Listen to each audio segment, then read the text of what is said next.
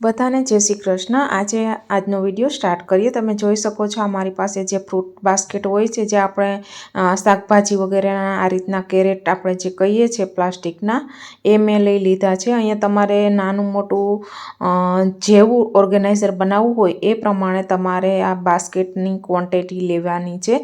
તો અહીંયા મેં 6 લીધા હતા, એટલે 3 આ બાજુ એમ કરી અને પૂરું એક સરસ મજાનું ઓર્ગેનાઇઝર બની જશે।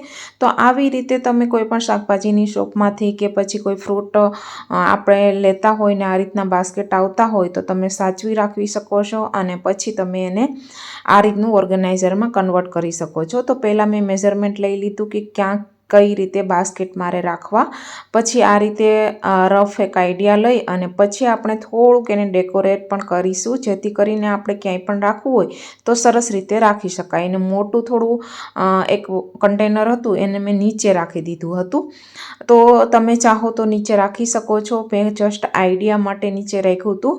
તો પછી શું કરવાનું છે, જે આ રીતનો પાર્ટ છે ને એ તમારે થોડો આગળની સાઈડનો હોય છે ને, જે ફ્રન્ટ સાઈડનો, એ તમારે થોડો નાઈફને ગરમ કરી અને તમારે થોડો કાપી નાખવાનો છે, જેથી કરીને તમારે આમાં કોઈ પણ વસ્તુ ભરવી હોય, લાઈક ડુંગળી હોય કે પછી બટેકા હોય કે પછી કોઈ પણ જેવી કે કબાટમાં રાખવું હોય તો કોઈ કપડાં રાખવા હોય તો પણ તમે ઇઝીલી તમે હાથ નાખી અને લઈ શકો।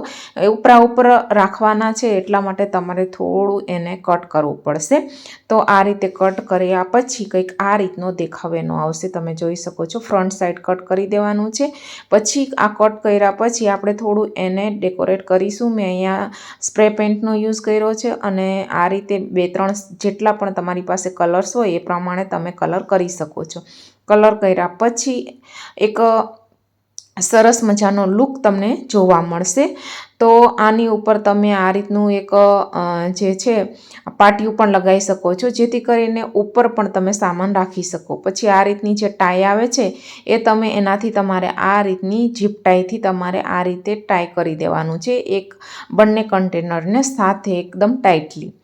તો આ રીતે ટાઈટ કર્યા પછી આ એકદમ ફિટ થઈ જશે અને નીકળશે પણ નહીં। તો કોઈનું ઘર નાનું હોય તો આ રીતના જુગાડ કરી શકે છે, બહુ સરસ લાગે છે।